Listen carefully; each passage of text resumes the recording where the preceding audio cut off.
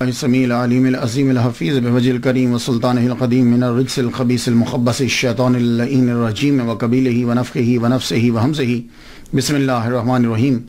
تمام نبیوں کے سردار حضرت محمد صلی اللہ علیہ وآلہ وسلم اور تمام مذاہب کے سردار دین اسلام کے پیروکاروں، السلام علیکم طبتم۔ آج کی گفتگو 27ویں مرحلے میں داخل ہوئی۔ آج ان کے بارے میں گفتگو کرنا چاہتا ہوں امام المصنفین، فخر المحدثین، علامہ جلال الدین السیوطی شافعی شاذلی رحمۃ اللہ علیہ۔ مسلک ناب شافعی ہیں اور مشرباً شاذلی ہیں، اس لیے میں نے ان کی گفتگو جو ہے وہ ابو الحسن شاذلی رحمۃ اللہ علیہ کے بعد ان کی گفتگو شروع کر دی، لیکن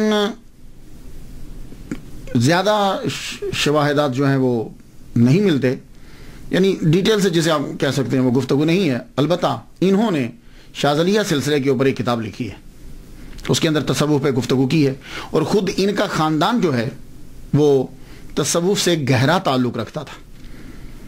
چونکہ علامہ جلال السیوطی رحمۃ اللہ علیہ کی مخالفت رہی اس دور کے نام و نہاد صوفیہ سے، اس لیے لوگوں نے یہ سمجھا کہ یہ صوفی نہیں تھے، تصوف سے ان کا کوئی تعلق نہیں تھا۔ آئیے گفتگو بڑھاتے ہیں۔ سب سے پہلے جیسے ہمارا معمول ہے کہ ہم سب سے پہلے دیکھتے ہیں نام پہ تھوڑی سی گفتگو ہو جائے۔ جلال الدین امام المصنفین فخر المحدثین، آپ مینی کو جانتے ہیں۔ 3 جو ہیں ٹائٹل میں دیکھتا ہوں ان کے نام کے ساتھ۔ ایک ہے السیوطی، آسیوطی، الف کے اوپر زبر، شروع میں الف ہے، السیوطی، ابن القطب اور الشاذلی، یہ 3 ٹائٹل ہیں۔ یہ جو السیوط ہے نا، اس کے تلفظ میں 2 باتیں قابل غور ہیں۔ پہلی بات تو یہ ہے کہ اکثر الف چھوڑ جاتے ہیں، سیوطی کے علامہ جلال الدین سیوطی نے یہ کہا ہے، یہ اصل میں آسیوط محافظہ ہے، یعنی جس طرح ہمارے ہاں صوبہ کہتے ہیں یا ضلع کہہ لیتے ہیں، ایسے سمجھ لیجیے، مثال دے رہا ہوں۔ اس طرح ایجپٹ کے اندر یہ محافظہ ہے، یعنی صوبہ سمجھ لیجیے یا ضلع سمجھ لیجیے۔ سیوط آج بھی ہے یہ صوبہ۔ باقی کچھ لوگ سین کے اوپر جو ہیں وہ شد پڑھتے ہیں، السیوطی، یا کے اوپر بھی، لیکن میں نے جب دیکھا کہ ایجپٹ میں جب شہر ہے تو اس کا پروننسیشن کیا ہے، تو وہ کہتے ہیں السیوط، الف کے اوپر زبر، سین کے اوپر پیش، یا کے اوپر پیش، واو ساکن، سیوط۔ تو جب یہ چل رہا ہے تو ٹھیک ہے، باقی خیر آپ کی مرضی ہے۔ تو السیوط اس میں چونکہ آپ پیدا ہوئے ہیں اس لیے السیوطی جو ہے وہ کہلائے، لیکن بولتے ہوئے ہم الف جو ہے وہ چھوڑ دیتے ہیں، حمزہ چھوڑ دیتے ہیں۔ دوسرا، آپ کے نام کے اندر ٹائٹل جو ہے وہ ابن القطب، کتابوں کا بیٹا، کتابوں کا بیٹا، سن آف بکس، یہ آپ کو کیوں کہا جاتا ہے؟ اس کی 2 ریزن ہیں۔ پہلا تو یہ سمجھ لیں کہ جب مضاف الیہ جو ہے وہ غیر جنس ہو تو پھر جنس باپ ہوتا ہے نا، غیر جنس تو باپ نہیں ہو سکتا۔ تو جب غیر جنس ہو تو پھر یہ ذہن نشین کر لیجئے کہ اس کا معنی، ابن کا معنی اس وقت سن نہیں کریں گے، پھر یہ ہوگا کہ اس کو سن اس لیے بول دیا جاتا ہے کہ اس کا اس کے ساتھ تعلق بڑا گہرا ہوتا ہے۔ جیسے قرآن مجید نے استعمال کیا ہے وابن السبیل، راستے کا بیٹا، تو راستہ ابا تو نہیں ہے، چونکہ وہ گھر سے چلا اور وہ مسلسل سفر کرتا رہا ہے، اور دوران سفر تعلق انسان کا راستے کے ساتھ زیادہ ہوتا ہے، اس لیے اس کو ابن السبیل کہہ دیا۔ سمجھ آگی؟ اسی طرح ابن الوقت کہتے ہیں، وقت کا بیٹا۔ اس کو وقت کا بیٹا کیوں کہا جاتا ہے؟ وقت اس کا ابا تو نہیں ہے، لیکن وہ وقت کے ساتھ بڑا تعلق رکھتا ہے، نہ انسانیت کے ساتھ تعلق رکھتا ہے، نہ لا کے ساتھ تعلق رکھتا ہے، وہ وقت کے ساتھ جیسا وقت ہو ویسا وہ بن جاتا ہے، تو کہتے ہیں یہ ابن الوقت ہے، ابن الوقت ہے۔ اسی طریقے سے ابن القطب جو کہا گیا ہے، اس کا مطلب یہ نہیں ہے کہ وہ اب کتابیں باپ بن گئیں اور یہ بیٹا، یعنی ان کا کتابوں سے گہرا تعلق ہے۔ اب کتابوں کے ساتھ امام المصنفین کا جو گہرا تعلق ہے وہ 2 طرح سے ہے۔ ایک تو ان کا کتابوں کے لکھنے کے لحاظ سے بڑا تعلق ہے۔ جمیل بخت نے یہ کہا ہے کہ آپ نے 576 کتب لکھی ہیں، اور ایک انگریز مصنف ہے فلوگل، اس نے یہ کہا ہے کہ آپ نے 561 کتب لکھی ہیں، اور کسی نے کہا ہے کہ 1000 کتابیں لکھی ہیں، اور ایک نے لکھا ہے کہ آپ نے 600 کتابیں لکھی ہیں۔ اس دور کے اندر، اس دور میں 1445 عیسوی میں، یہ آج کل 2013 جا رہی ہے، 1445 کی بات کر رہا ہوں، اس دور کے اندر 849 ہجری کی ہے، اور اب یہ 1434 جا رہی ہے۔ تو سینکڑوں سالوں کے پہلے کتابیں اتنی لکھنا بہت مشکل تھا۔ آج کے دور میں بڑی آسان ہے، وہ کیا کہ بندے بٹھا لیے جائیں، ان سے کہا جائے چلو بھائی لکھو، لکھنے کے بعد خود چیک کر لیا جائے۔ اس دور میں کتاب خود لکھی جاتی تھی، لوگ لکھتے تھے، اور علامہ جلال الدین السیوطی رحمۃ اللہ علیہ جو ہیں، ان کا تو کوئی شک کر ہی نہیں سکتا، انہوں نے تو کمرے میں بند ہو کر سب کتب لکھی، کیونکہ سارے لوگ جو ہیں وہ تقریباً مخالف تھے، گورنمنٹ بھی ان کی مخالف تھی۔ تو ایک تو یہ ہے کہ آپ کا تعلق کہ آپ نے کتب لکھی بہت زیادہ ہے۔ دوسرا تعلق کیا ہے کتابوں کے ساتھ آپ کا، کہ آپ کو ابن الکتب کیوں کہا جاتا ہے؟ اسے مصری علماء بیان کرتے ہیں۔ میں نے ڈاکٹر علی گوما سے سنا ہے، یہ مصر کے ڈاکٹر ہیں، مقرر بھی بڑے اچھے ہیں، کہنے لگے کہ آپ کو ابن الکتب اس لیے کہا جاتا ہے، کتابوں کا بیٹا، آپ کے والد گرامی بذات خود بہت بڑے عالم تھے، وہ اس یوت کے قاضی بھی رہے ہیں، شاہی امام رہے ہیں، وہ آپ علامہ تھے، صوفی تھے۔ تو آپ ایک اسٹڈی کر رہے تھے، تو گھر کے اندر دوران اسٹڈی آپ نے علامہ جلال الدین السیوطی رحمۃ اللہ علیہ کی والدہ ماجدہ سے یہ کہا کہ وہ فلاں کتاب مجھے پکڑانا۔ وہ بیچاری ان دنوں ذرا بیمار تھی، وہ کتاب لینے کے لیے جب لائبریری میں گئی تو وہیں انہیں درد ذیل ہو گئی۔ تو درد ذیل جب ہوئی تو اسی جگہ پہ لائبریری کے اندر ہی امام المصنفین علامہ جلال الدین السیوطی شافعی شاذلی رحمۃ اللہ علیہ کی ولادت ہوگی۔ تو اس لیے انہیں کہا جاتا ہے ابن الکتب، کتابوں کا بچہ، یعنی ان کی ولادت لائبریری میں ہوئی۔ تو اصل میں نے آپ کو بتا دیا کہ جب مضاف الیہ جو ہے غیر جنس ہو تو پھر تعلق کی بنا پر اسے ابن کہہ دیا جاتا ہے، تو یہ ابن الکتب ہو گیا۔ شاذلی آپ کا تصوف میں جو آپ کا تعلق ہے، مصر کے اندر اگر آپ جائیں تو دو چیزیں زیادہ ملیں گی اکثریت کے ساتھ۔ ایک تو شوافع زیادہ ملیں گے، ایجپٹ کے اندر امام شافعی رحمہ اللہ کے پیروکار زیادہ ہے، اور دوسرا تصوف کے اندر شاذلی سلسلے کے پیروکار زیادہ ملیں گے، تو اس لیے آپ کو شاذلی بھی کہا جاتا ہے۔ اور آپ کے بڑے دوست جو ہیں وہ شاذلی، اور شاذلی سلسلے پہ آپ نے کتاب بھی لکھی۔ اب آ جائیے آپ کے ابتدائی کہ آپ کہاں سے آئے۔ آپ ایرانی النسل ہیں، ہاں، علامہ جلال الدین السیوطی عربی النسل نہیں ہے، ایرانی النسل ہیں۔ آپ پہلے بغداد آئے، بغداد سے پھر ایجپٹ میں آئے، مصر میں آپ کا خاندان آیا، اور مصر کے اندر ایجپٹ میں جب آپ کا خاندان آیا تو آپ کا خاندان پڑھا لکھا خاندان تھا، شروع ہی سے تصوف میں چلے آ رہے، ولی کامل آپ کا خاندان۔ تو جب آپ کا خاندان ایجپٹ میں آیا تو چونکہ صاحب علم ہے، اس لیے وہ گورنمنٹ کے اندر آپ کا خاندان جو ہے وہ ضرور ہے، یا تو حاکم رہے کسی نہ کسی شہر کے، یا حاکم کے مشیر رہے، ایون کہ آپ کے والد گرامی جو ہیں وہ بھی اعلیٰ عہدے پر فائز رہے ہیں۔ آپ قاضی تھے اس یوتھ کے، اس دور میں قاضی جو ہوتا تھا اس کی پرسنالٹی اور سٹیٹس جو ہے وہ بہت ہائی ہوتا تھا، جیسے آج کے دور کے اندر کوئی جج ہو یا چیف جسٹس ہو، اور شاید آج کے دور میں چیف جسٹس کا بھی اتنا مرتبہ نہ ہو جتنا اس دور کے اندر پرانے اسلامی دور میں جج کا، قاضی کا جو ہے وہ مرتبہ ہوتا تھا۔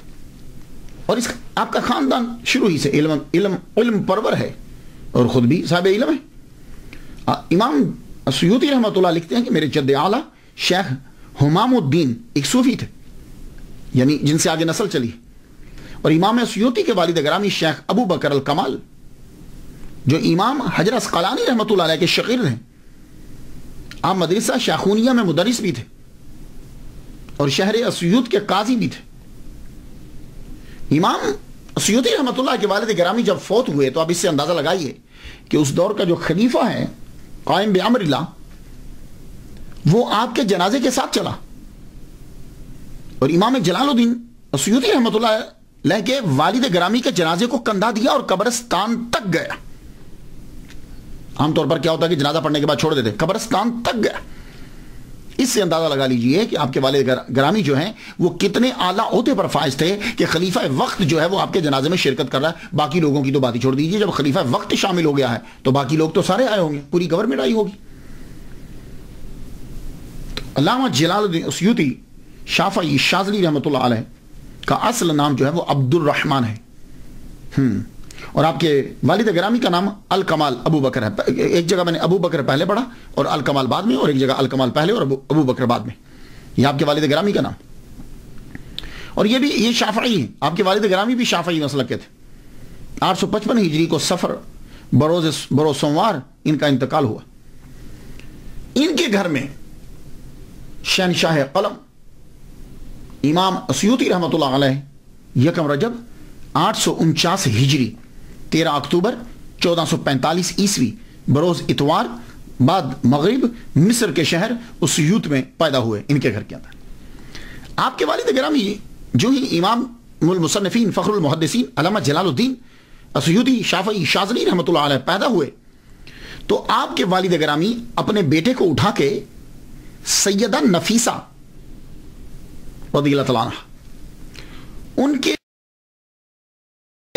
مزار کے پاس ایک مجذوب رہا کرتے تھے شیخ محمد, ان کے پاس لے گئے. انہوں نے ان کو اپنی جھولی میں اٹھایا اور برکت کی دعا کی. اللہ تعالیٰ نے شیخ محمد مجذوب رحمۃ اللہ علیہ کی دعا کو قبول کیا اور دنیا میں ان کا نام جو ہے وہ روشن ہوا. یہاں سے اندازہ کر لیجئے کہ امام جلال الدین اسیوطی رحمۃ اللہ علیہ کے خاندان کا صوفیہ سے کتنا گہرا تعلق ہے. ہاں, ہم لوگ جو ہیں وہ تصوف کسی اور چیز کو سمجھتے ہیں. تصوف یہ ہوتا ہے. یہ مثالیں ذہن میں رکھیے. ہم نے صرف ان کو ایک مصنف اور ایک مقرر اور مدرس کے نام سے متعارف کروایا. بہت بڑے صوفی ہیں. والد جب آپ کی عمر 5 سال کی ہوتی ہے تو والد کا انتقال ہو گیا. عمر 5 سال ہوئی تو آپ کے والد گرامی کا انتقال ہوا. قاضی اسیوط مدرس مدرسہ شیخونیہ شاہی امام شیخ ابو بکر کمال شافعی رحمۃ اللہ علیہ کا بروز سوموار 855 ہجری میں انتقال ہو گیا. آپ یتیم ہو گئے. آپ کی پرورش آپ کے والد کے دوست صوفی شیخ شہاب الدین کے سپرد ہوئی.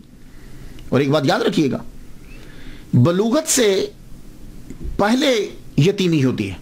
ہاں, بلوغت کے بعد یتیمی نہیں ہے.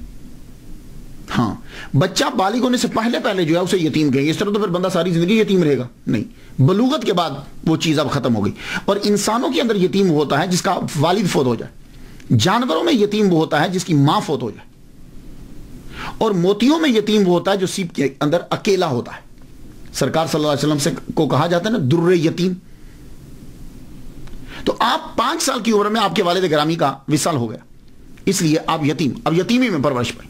اور آپ کے والد گرامی نے جانے سے پہلے ہی ان کے جو ہے گارڈین مقرر کر دیے تھے. آپ کی تربیت کے لیے صوفی شیخ شہاب الدین یہ صوفی کے حوالے کیا. اور پھر کمال الدین ابن حمام یہ بھی حنفی ہیں, یہ حنفی ہیں, ان کے حوالے کیا. انہوں نے بھی حق ادا کر دیا بچے کی تربیت کا. میں سمجھتا ہوں کہ شاید اسی لیے امام المصنفین فخر المحدثین علامہ جلال الدین اسیوطی شافعی شاذلی رحمۃ اللہ علیہ نے امام اعظم مسلک حنفی کے اوپر بھی کتاب اس لیے شائع لکھی.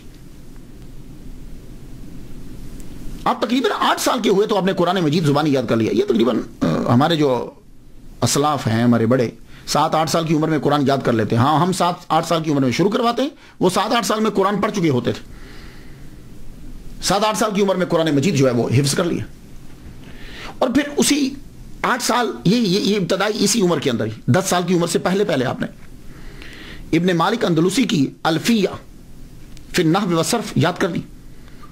منہاج الوصول فی علم الاصول یاد کر لی. ابن تقی کی العمدۃ الاحکام بچپن میں ہی یاد کر لی. یہ متداولہ جو کتابیں یہ یاد کر لی. علامہ شہاب الدین شارم سامی سے پھر آپ نے علم الفرائض سیکھا.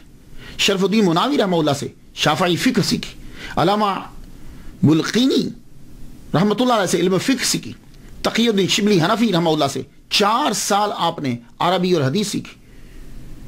شیخ محی الدین الکافیہ جی یہ ایک ڈاکٹر ہیں مصر کے, ان سے میں نے پروننسیشن جو ہے وہ یہ سیکھا. الکافیہ جی ہے یہ, ان سے اصول تفسیر سیکھی 14 سال لگا کر. عبد القادر انصاری سے حدیث اور رسول حدیث سیکھا. یہ میں نے آپ کو بتایا کہ آپ نے یہ کتنا عرصہ حدیث اور تفسیر میں 16 سال لگائے. 150 وقت کے جید علماء سے اور محدثین سے آپ نے علم حدیث سیکھا اور علم حدیث سے جتنے بھی ریلیٹڈ علوم ہیں وہ سیکھے. تو کتابوں میں لکھا کہ 17 سال کی عمر کے اندر آپ نے تمام مروجہ علوم جو ہیں وہ سیکھ دیے 17 سال کی عمر میں, اور 17 سال کی عمر میں ہی آپ کو تدریس کے مقام پہ مدرس کی سیٹ پہ بٹھا دیا. اس کے بعد جب پڑھ لیتے ہیں تو پڑھنے کے بعد سیر و سیاحت کے لیے آپ نے کہا کہ میں ذرا حج کرنا چاہتا ہوں. تو علامہ بلقینی رحمۃ اللہ, اس کا پروننسی بلقینی ہے, علامہ بلقینی رحمۃ اللہ علیہ خاص نظر کرم فرماتے تھے آپ کے اوپر. آپ ذرا کچھ سیر و سیاحت کے لیے نکلے. پہلے تو آپ نے مصر کے جو شہر تھے وہ آپ نے دیکھے, اس کے بعد حج کے لیے نکلے مکہ مدینہ. مکہ جب آپ حج کر رہے تھے, حج کرتے ہوئے آپ نے وہاں دعا مانگی. اور یہ بات یاد رکھیے گا, آپ بھی جب کبھی حج کرنے یا عمرہ کرنے کے لیے جائیں تو زمزم کے کنویں کے اوپر, اب تو وہ بند کر دیا, میں ویسے نیچے کیا ہوں, میں نے وہ کنواں بھی دیکھا ہوا ہے, لیکن اب تو خیر بند کر دیا. تو آپ وہ جگہ تھوڑی سی تلاش کر کے دیکھ لیجئے, کھڑے ہو کر دعا مانگیں, جو دعا مانگیں گے وہ قبول ہوتی ہے. آپ نے بھی دعا مانگی کہ یا اللہ علامہ بلقینی جیسا مجھے فقیہ ہی بنا دے, اور ابن حجر جیسا مجھے محدث بنا دے, حدیث میں مجھے جو ہے وہ غلبہ عطا فرما, یعنی میں حدیث کا علم سیکھوں. اللہ نے دعا آپ کی قبول فرمائی. آپ نے یمن گئے, شام گئے, آپ مراکو گئے, اور ایون کہ آپ انڈیا تک بھی گئے.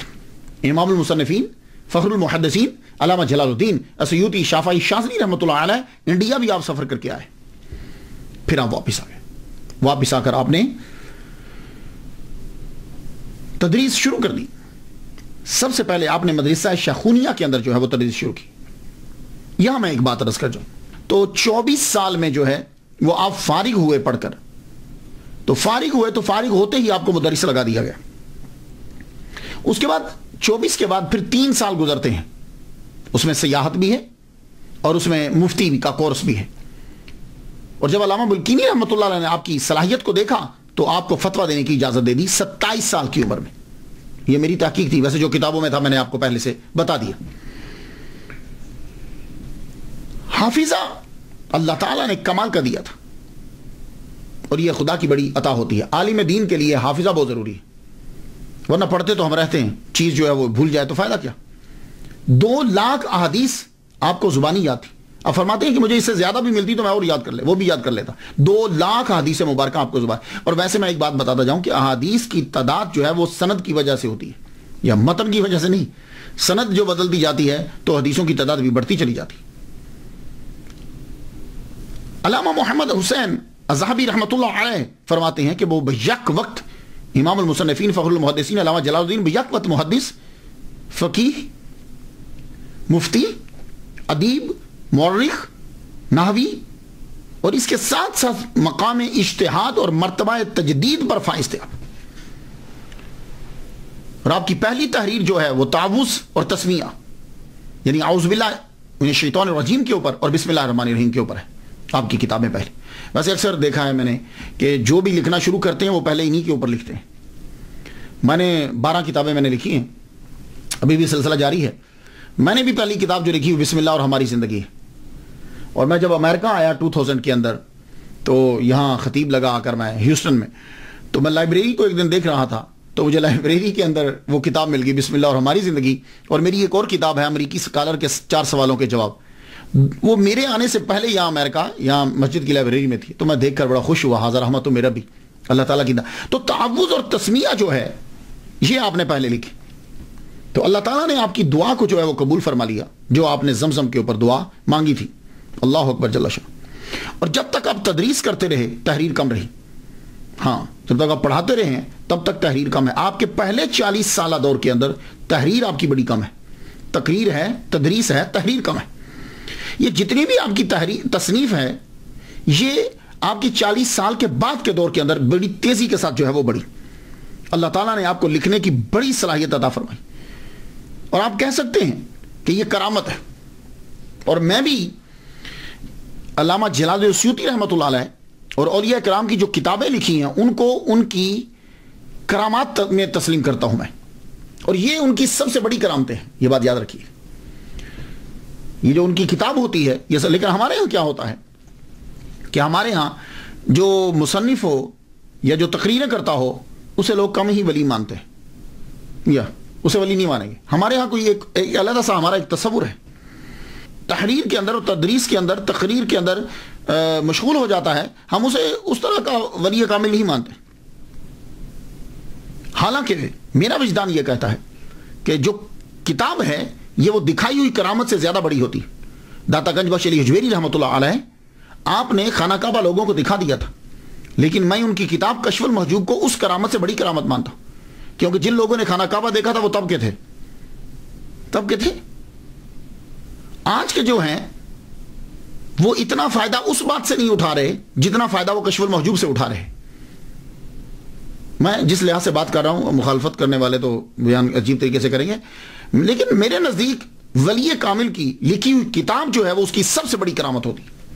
اب لوگوں کی ذہنیت کا اندازہ آپ اس بات سے لگا لیجئے، پیر میر علی شاہ صاحب بڑے زبردست بزرگ ہیں۔ پیر میر علی شاہ صاحب نے مرزائیوں کا ناطقہ بند کر کے رکھ دی، آپ نے کتابیں لکھنا شروع کر دی، تو لوگوں نے جا کے خواجہ اللہ بخش توسیع رحمۃ اللہ علیہ کو جا کے شکایت لگا دی کہ پیر صاحب گولڑا شریف جو ہیں مولویوں کی طرح قادیانیوں سے الجھ پڑے ہیں، صوفیاء کو مناظروں سے کیا کام؟ سن رہے ہیں آپ کہ یعنی پیر میر علی شاہ صاحب کی جا کے شکایت لگائی کہ صوفیوں کا کیا کام ہے مناظرے کرنا اور کتابیں لکھنا۔ لو، یہ ہے ایک کانسیپٹ، میں اس پس منظر میں بات کر رہا ہوں۔ تو پیر میر علی شاہ رحمۃ اللہ علیہ کو توسا شریف جانا پڑا، شدید گرمی کے اندر آپ تشریف لے کر گئے۔ جولائی کا مہینہ تھا، جولائی کے مہینے میں شدید گرمی میں آپ توسا شریف گئے، پیر میر علی شاہ صاحب۔ آپ جب وہاں پہنچے تو جا کر خود بتلایا، اب آپ وہ جملے میں آپ کی نظر کرتا ہوں، سن لیجیے۔ دوران گفتگو عرض کیا، حضور میں مناظرہ کرنے میں معذور ہوں حضور، جس طرح مرزائی دلائل دیتے ہیں، اگر کوئی صاحب علم تردید کر سکے تو مجھے مناظرہ کرنے کی ضرورت ہی نہیں۔ اگر مسلمان ہی نہ رہیں گے، اب یہ جملہ سنا پیر میر علی شاہ صاحب نے کیا کہا، اگر مسلمان ہی نہ رہیں گے تو صوفیاء کرام تصوف کی تعلیم کسے دیں گے؟ تو تقریر اور کتاب بہت ضروری ہے۔ اس لیے میں ولی کامل کی کرامات میں سے سب سے بڑی کرامت ان کی تقریر کو اور ان کی تحریر کو سمجھتا ہوں۔ عوام الناس کے نزدیک کتابیں جو تعبد لوگوں کو فائدہ دیتی ہیں اور روحانی تقاریر جو اکثریت کو فائدہ دیتی ہیں، کرامت نہیں ہوتی، اور نہ ہی ایسے عالم کو اولیاء میں تحریر کرتے، ان کو علماء اور مولویوں میں شامل کرتے۔ میرے نزدیک علامہ سید جزولی رحمۃ اللہ علیہ کی دلائل الخیرات جو ہے وہ ایک بہت بڑی کرامت ہے۔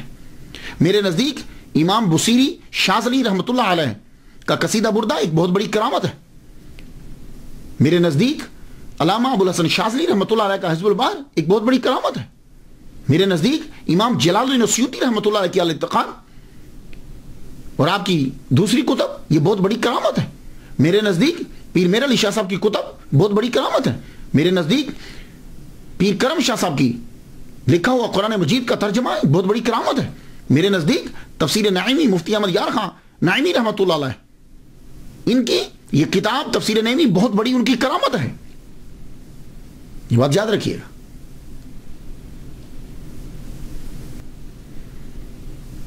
تو علامہ جلال السیوطی رحمۃ اللہ علیہ کو ایک اور ٹائٹل ملتا ہے، حافظ۔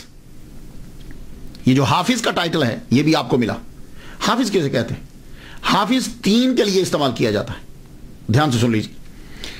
حافظ کہتے ہیں عام طور پر جو قرآن مجید یاد کرے ہم اس کو حافظ کہتے ہیں، وہ بچہ حافظ ہوتا ہے۔ ایک حافظ وہ ہوتا ہے، نبینا کو بھی حافظ بولتے ہیں، وہ جی حافظ جی آ گئے ہیں، حافظ جی آ گئے ہیں۔ اس کو حافظ کیوں بولتے ہیں؟ وجہ یہ ہے کہ جس کی آنکھیں کمزور ہوتی ہیں یا نہیں ہوتی، اس کی یادداشت کی پاور بڑی ہوتی، قوت یادداشت بڑی ہوتی۔ آپ نے نبیناؤں کو دیکھا ہے، بڑی جلدی یاد کر لیتے، تو اس کو بھی شاید حافظ جی اس لیے کہہ دیتے ہیں کہ وہ یاد بڑی جلدی کرتا ہے۔ اور یا یہ وجہ ہوگی کہ جتنے پرانے دور میں نبینا ہوتے تھے وہ زیادہ تر حافظ قرآن ہوتے تھے۔ اور جب گفتگو حدیث میں چلے گی تو کسی کو حدیث میں اگر حافظ کہیں گے تو یہ یاد رکھیے کہ حدیث کے شعبے میں حافظ اسے کہا جاتا ہے کہ جس کو 1,00,000 حدیثیں اسناد چین کے ساتھ یاد ہوں. حافظ الحدیث جس کو 1,00,000 حدیثیں 100,000 حدیث ود چینز اس کو, تو آپ کو 2,00,000 حدیثیں یاد تھی. اللہ اکبر جل شانہ. اور آج کل میں ایک طریقہ آپ کو بتا دوں, بڑی چیزوں میں انگریزوں میں نے پہلے دیکھا ہے, ان کی بکس جب میں پڑھتا ہوں انگریزوں کی اسلام کے اوپر لکھی ہوئی, تو مسلمانوں کے اندر بھی میں نے بڑا طریقہ دیکھا. کسی کی ٹھکائی کرنی ہو نا, یا کسی کی مخالفت کرنی ہو, تو آج کل پتہ کیا طریقہ ہے, پہلے ہاں بڑا اچھا آدمی ہے, بڑی اچھی تقریر کرتا ہے, بڑا اچھا لکھتا ہے, وہ اس کی فلاں خوبی بھی ہے, کسی کی بات نہیں کرتا, آخر میں وہ برائی بیان کر دیں گے. یہ سلسلہ چلے گا نہیں, خوبیاں بیان کرتے ہوئے آخر میں برائی بیان کر دیں گے. یہ طریقہ کار انگریزوں کا ہے, منافقوں کا, اور یہ آج کے مسلمانوں نے بھی اپنایا ہوا ہے. آپ دیکھ لیجئے, ماشاءاللہ بہت اچھی تقریر کرتے ہیں آپ, لیکن یہ ہے, وہ جب لیکن کہے گا نا تو اب وہ کوئی کام کرے گا. تو یہ ایک طریقہ ہوتا ہے. اسی طرح علامہ جلال الدین السیوطی رحمۃ اللہ علیہ کی لوگوں نے سیرت بیان کرتے ہوئے اس طریقے کو اپنایا. ان میں سے ایک شمس بریلوی ہیں, ستارہ امتیاز, مشہور ہیں وہ. انہوں نے کیا کہا ہے ذرا سنیے. علامہ جلال الدین السیوطی رحمہ اللہ پہ کیا کہتے ہیں؟ کہتے ہیں آپ نیک سیرت اور زاہدانہ طبیعت کے مالک تھے. سن رہے ہیں جملہ, نیک سیرت اور زاہدانہ طبیعت کے مالک تھے, مگر آپ کے اندر عاجزی و انکساری کا مادہ کم تھا. یہ شمس بریلوی ستارہ امتیاز سیرت لکھ رہے ہیں. اب آپ مجھے بتا دیجئے, نیک سیرت تھے علامہ جلال الدین, زاہدانہ طبیعت تھی علامہ جلال الدین کی, لیکن ان کے اندر عاجزی و انکساری کا مادہ کم تھا. تو جب عاجزی و انکساری کا مادہ کم ہوگا, اب انہوں نے یہ نہیں بتایا کتنا کم ہے, اب جب وہ کم ہوگا تو جب ایک چیز کا اثبات ثابت نہیں ہو رہا تو نفی ثابت ہوگی, اس کی جو دوسری سمت ہے وہ ثابت ہو جائے گی. تو جب عاجزی و انکساری کا مادہ کم ہے تو پھر تکبر کا مادہ ہوگا, یہی ہوگا نا. اب مجھے سمجھ نہیں آتی کہ لوگ جب اس قسم کی تعریف کرتے ہیں ان کا مقصد کیا ہوتا ہے. 10 صفات کسی کی گنوا کر آخر میں اگر تم اس کی توہین کر رہے ہو, کوئی خامی بیان کر رہے ہو, تو یہ اسی طرح ہی ہے کہ کسی آدمی کو دودھ کا بھرا ہوا پیالہ دیا جائے, بیچ میں ایک مینگنی ڈال دی جائے, آخر میں وہ بکری کی مینگنی, بکری کا دودھ کا پیالہ بھرا دے دیا جائے, اور آخر میں ایک مینگنی ڈال دی جائے, لے لیجیے جی پیالہ بہت اچھا ہے, دودھ بڑا اچھا ہے, بیچ میں مینگنی تھی, کون پیے گا بھائی؟ یہ کیا طریقہ ہے؟ یہ آج کل طریقہ ہوتا ہے کہ اپنی بھڑاس نکالنے کا اور بتانے کا کہ ہمارے پاس بڑا علم ہے. علامہ جلال الدین السیوطی رحمۃ اللہ علیہ کے بارے میں جب یہ کہا جائے گا کہ آپ کے اندر عاجزی و انکساری کا مادہ کم ہے, تو میں یہ پوچھنا چاہوں گا کہ جن کے اندر عاجزی و انکساری کا مادہ کم ہے ان کے اندر تکبر ہے, تو کیا تکبر والے آدمی کو محمد مصطفیٰ صلی اللہ علیہ وسلم نے جاگتے ہوئے 70 مرتبہ اپنی زیارت کروائی ہے؟ خدا کا خوف کیا کرو یار. جب بزرگوں کی بات کوئی بیان کرنے لگو تو اچھی چیزیں بہت ساری ہوتی ہیں, بہت اچھی چیزیں ہیں, ان کو بیان کرو. انور شاہ کاشمیری نے یہ بیان کیا ہے, 20 سے زائد مرتبہ جاگتے ہوئے حضور صلی اللہ علیہ وسلم کا دیدار ہوا ہے. تو جس میں عاجزی و انکساری کا مادہ کم ہے, جو استادوں کا مذاق اڑاتا ہے, جو استاد اساتذہ کو اپنے سے کم سمجھتا ہے, حضور اس کو دیدار کروائیں گے. کیا کہنے, کیا کہنے. مزہ تو آیا نا سیرت بیان کرنے کا. اور اعتراض کیا ہوگا؟ وہ ایک واقعہ ہے, اب پتہ نہیں اس میں اندر سچائی کتنی ہے اس واقعے کے اندر, میں نہیں جانتا, کیونکہ اولیاء کرام اور ان کے بارے میں جب واقعات بیان کیے گئے ہیں اس کی اتنی جانچ پڑتال نہیں ہوئی جتنی احادیث کے اوپر جانچ پڑتال ہوئی ہے, اتنی ان پہ نہیں ہوئی. جی وہ کستلانی جو تھے شہاب الدین, انہوں نے ان کی کتابوں سے چرا کے جو ہے نا وہ مواہب الدنیا والے معافی مانگنے کے لیے آئے. تو جب معافی مانگنے کے لیے آئے, یہ اندر بیٹھے ہوئے تھے, انہوں نے دروازہ کھٹکھٹایا تو کہا جی میں کستلانی ہوں تو مجھے معاف کر دیجیے. آپ نے کہا جاؤ, میں نے معاف کیا, دروازہ نہیں کھولا, تو پتہ چلا آپ میں تکبر بڑا ہے. میری بات سمجھ رہے آپ بھائی؟ اس سے کہاں سے, اب ذرا پوری بات سنیے گا, میں آپ کو بتلاتا ہوں. علامہ جلال الدین السیوطی رحمۃ اللہ علیہ, آپ کے پاس امام بائہقی رحمۃ اللہ علیہ کی کتب تھی. آپ صرف آپ تھے ایجپٹ کے اندر کہ جن کے پاس ان کی کتب تھی. آپ نے ان سے لکھا, لکھ کر آپ نے ٹاپک بنایا حضور کی سیرت کا. کستلانی نے مواہب الدنیا کے اندر علامہ جلال الدین السیوطی کا نام لکھے بغیر ڈائریکٹ لکھ دیا, امام بائہقی کا حوالہ دے دیا. آپ نے پوچھا کہ آپ نے کیوں لکھا ہے یہ کستلانی جو ہیں یہ 2 سال چھوٹے ہیں ان سے, ایک بات، ایک تو امام جلال الدین السیوطی رحمہ اللہ سے چھوٹے ہیں، ٹھیک ہے. دوسری بات، امام جلال الدین السیوطی کی کتب پڑھنے والے ہیں، ٹھیک ہے. اور جو کتاب پڑھنے والا ہو یا ڈائریکٹ پڑھنے والا، دونوں شاگرد ہوتے ہیں. تو گویا کہ امام جلال الدین السیوطی قسطلانی کے استاد ہوئے، رائٹ. اچھا، تیسری بات کہ آپ کا نام لیے بغیر آپ کا چرا کر اپنی کتابوں میں لکھ رہے ہیں، یہ مسٹیک ہے، ٹھیک ہے. اور آج بھی یہ جرم ہے. عدالت کے اندر یہ ثابت ہو گیا اور آپ نے یہ اقرار بھی کر لیا. تو امام جلال الدین السیوطی رحمہ اللہ نے کہا کہ بھائی تم میرا نام لکھ دیتے، میں تمہیں تھوڑی منع کرتا، میرا نام لکھ دیتے، اس کا تمہیں فائدہ ہوتا. ایک تو پتہ چل جاتا کہ عبارت پکی ہے، پختہ ہے. دوسرا، آپ کے پاس یہ کتابیں ہی نہیں ہیں تو سرقہ کا الزام آپ کے اوپر نہ لگتا. اب وہاں سے چلے گئے. جب چلے گئے تو ایک دم خیال آیا، قسطلانی رحمہ اللہ کو خیال آیا، یار یہ بات میرے من میں کھٹکتی رہے گی. سر سے پگڑی اتاری، پاؤں سے جوتا اتارا، سیدھا ننگے سر اور ننگے پاؤں، بڑے علامہ ہیں بھائی. امام جلال الدین السیوطی رحمۃ اللہ کے گھر چلے گئے. دروازہ کھٹکھٹایا. کون؟ میں قسطلانی ہوں، احمد ہوں. احمد آپ کا نام تھا. میں احمد ہوں، میں ننگے سر اور ننگے پاؤں آیا ہوں آپ سے معافی مانگنے کے لیے. ہوئے ہوئے ہوئے، ننگے سر ننگے پاؤں. تو امام اندر بیٹھے ہوئے تھے. آپ نے کہا جاؤ، میں نے معاف کر دیا لیکن میں باہر نہیں آؤں گا. جانتے ہو کیوں؟ یہ عاجزی و انکساری کے مادے کی کمی کی وجہ سے نہیں ہے. آپ نے کبھی سادات کو دیکھا؟ آپ نے کبھی بڑے لوگوں کو دیکھا ہے کہ وہ جب کسی کو دیتے ہیں تو اپنی نظر جھکا کے پھر دیتے ہیں؟ جائیے جا کے سادات کو دیکھ لیجئے، امام زین العابدین کو دیکھ لیجئے، امام جعفر صادق کو دیکھ لیجئے. یہ سادات کو جا کے دیکھیے، جب یہ دیتے تھے خیرات، امام حسین کو دیکھ لیجئے، جب خیرات دیتے تھے تو اپنی آنکھ نیچے کر لیتے تھے. کیوں؟ اس لیے کہ جو لینے والا ہے وہ سائل ہے. جب وہ لے رہا ہوگا تو اس کے چہرے پہ ندامت ہوگی، اور وہ ندامت ہم دیکھنا نہیں چاہتے، تو یہ سر کو جھکا لیتے تھے. یار اتنا بڑا امام کہ جس کو حضور صلی اللہ علیہ وسلم 70 مرتبہ سامنے جاگتے ہوئے دیدار کروا رہے ہیں، کیا وہ شیخ کی ندامت کو دیکھ پاتے کہ جو ننگے سر اور ننگے پاؤں آئے ہیں؟ نہیں. یہ عاجزی و انکساری نہیں، شرافت کا اعلیٰ مقام ہے. کہنے لگے میں نے آپ کو معاف کیا. تو امام جھوٹ نہیں بول سکتے. تو کہا میں نے آپ کو معاف کیا، لیکن آپ کہہ رہے ہو کہ میں ننگے سر اور ننگے پاؤں آیا ہوں، میں آپ کی یہ کیفیت نہیں دیکھ سکتا. جائیے، میں نے آپ کو معاف کیا. اس میں کون سا عاجزی و انکساری کا مادہ کم ہوا بھائی؟ اسی طرح آپ نے جو کہا کہ میرے اساتذہ نے وہ نہیں لکھا جو میں لکھ رہا ہوں، اس میں تکبر نہیں ہے، تحدیث نعمت ہے. بہت سے ایسے ہیں کہ جنہوں نے کہا کہ ہمارے اساتذہ نے ایسا نہیں لکھا. اور ایک بات اور بتا دوں آپ کو میں، آپ لوگ جب کتاب میں پڑھو گے تو لکھے ہوئے کا معنی ایک ہی ہوتا ہے، لیکن بولے ہوئے کے کم از کم 4 معنی ہوتے ہیں. ہاں، جب کوئی چیز لکھ دی جائے گی تو اس کا معنی ایک ہی ہوگا، لیکن جب کوئی چیز بولی جائے گی تو سننے والا سمجھے گا کہ یہ جو جملہ بولا جا رہا ہے اس کا معنی کیا ہے.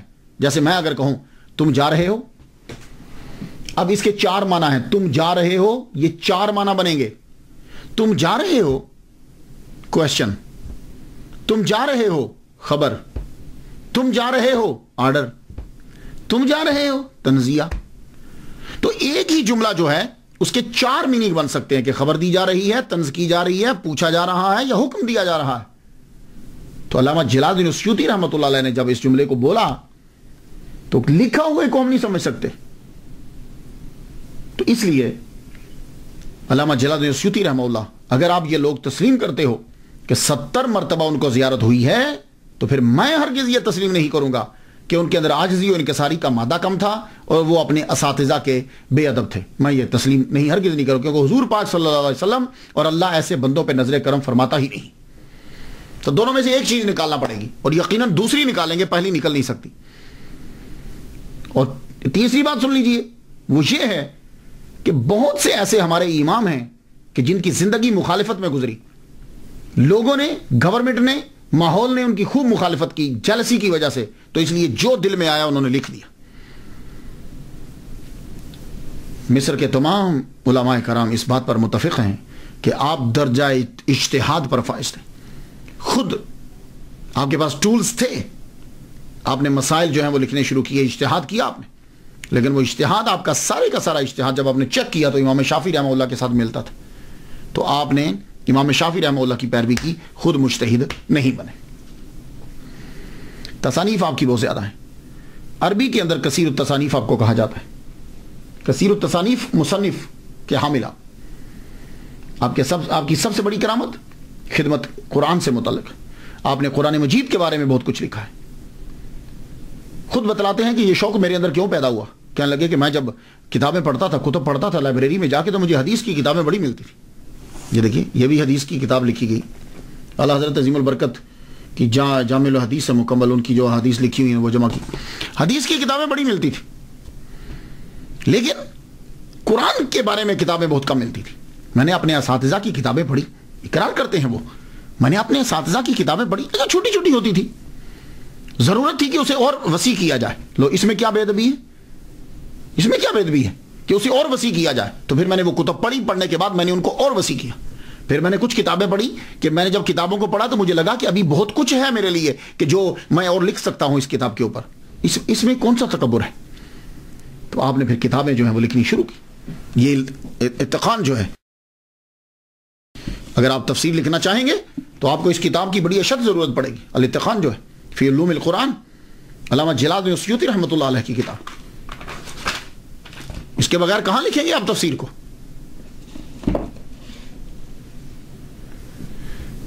تفسیر جلالین زبردست, یہ آپ کی بہت بڑی کرامت ہے. جلال الدین محلی رحمۃ اللہ علیہ نے اسے لکھا. پھر 40 دن کے اندر, ان کی وفات کے بعد 40 دن کے اندر آپ نے تفسیر جلالین اسے مکمل کر دیا تفسیر کو. جلالین میں نے 2 جلال, جلالین تسنیہ کا صیغہ ہے, 2 جلال, ایک جلال الدین محلی, پھر اس کے بعد انہوں نے لکھی التبحیر فی علوم التفسیر, کشف الظنون, مجمع البحرین و مطلع البدرین, لباب المنقول فی اسباب النزول, مترک الاقران فی اعجاز القرآن, ترجمان القرآن, الاقلیل فی استنباط التنزیل. یہ آپ کی کتب ہے. پھر علم حدیث کے اندر آپ نے کتابیں لکھی. جمع الجوامع,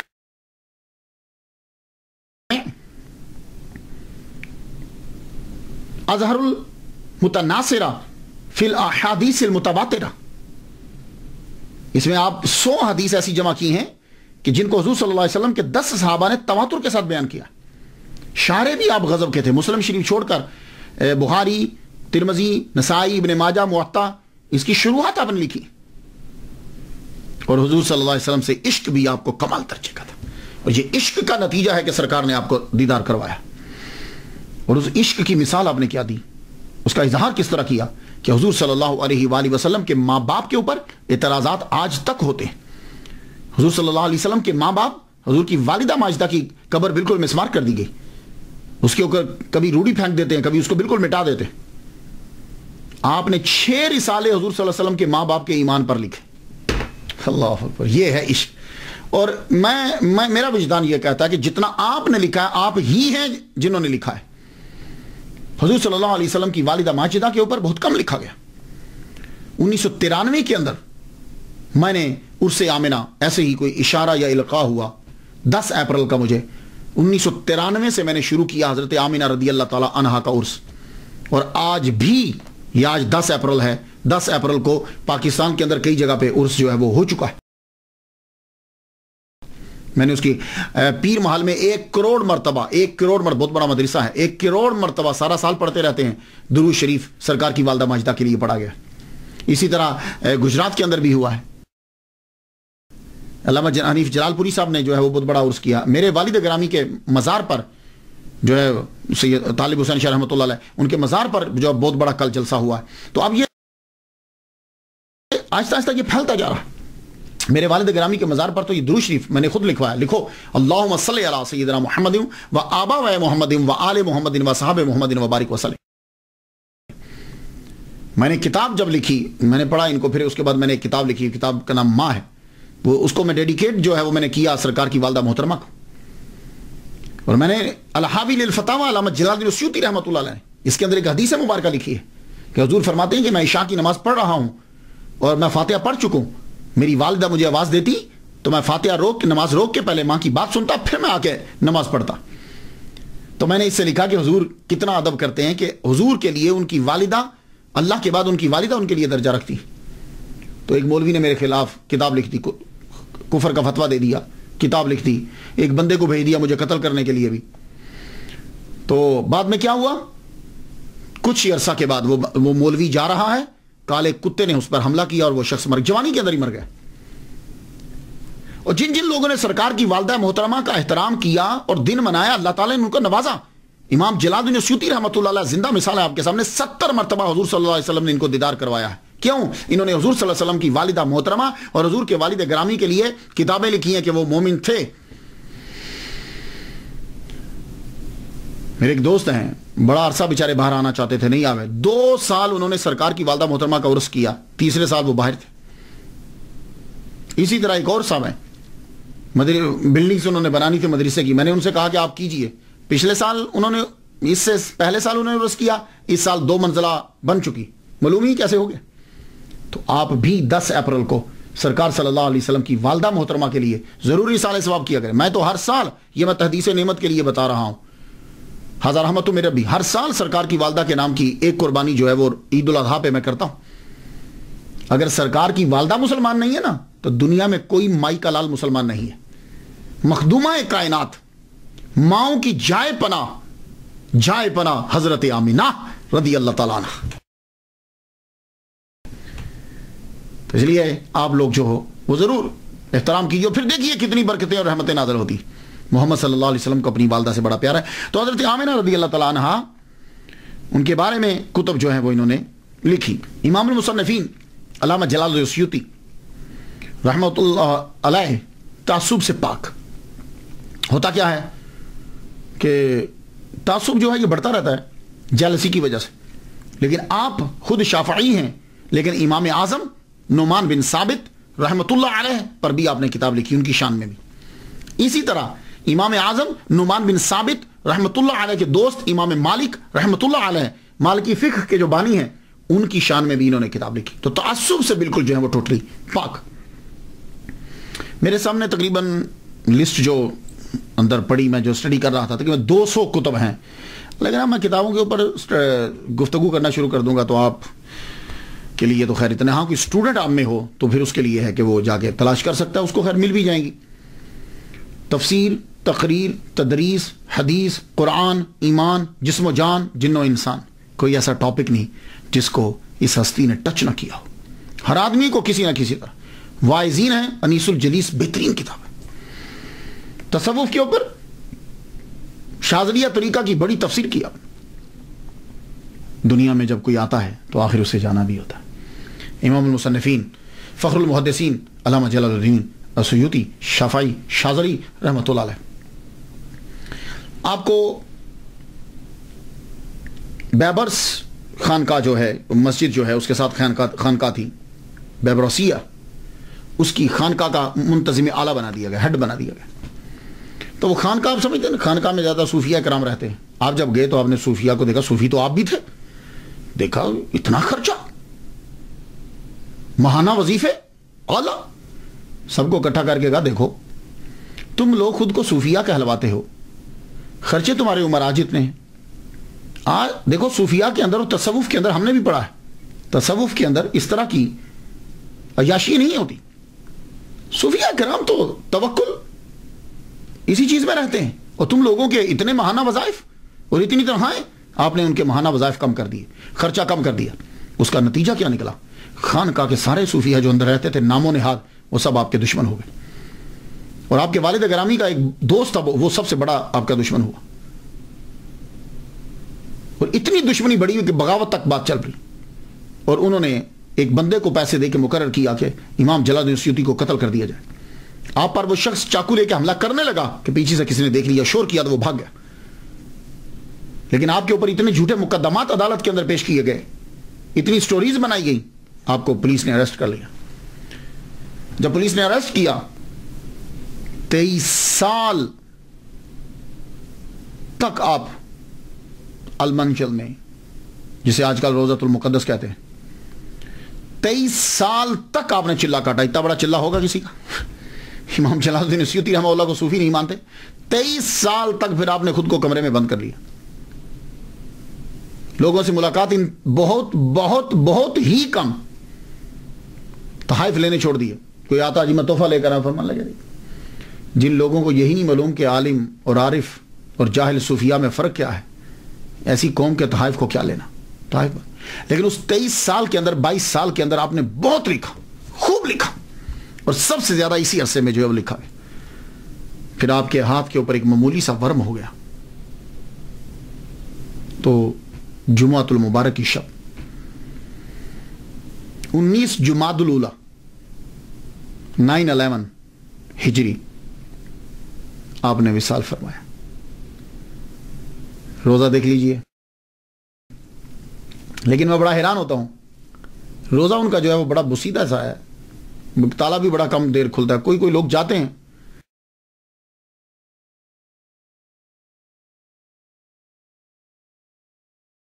یہ اسٹوڈنٹس جو ہیں یہ ملیشیا سے پہنچے, بہت کم. اللہ تعالیٰ ان کی قبر پر کروڑوں رحمتیں نازل فرمائے. میں نے کافی دفعہ ان کے لیے فاتحہ پڑھی ہے, آپ بھی ان کے لیے فاتحہ پڑھ دیجئے. اجازت دیجئے. وآخر دعوانا ان الحمدللہ رب العالمین.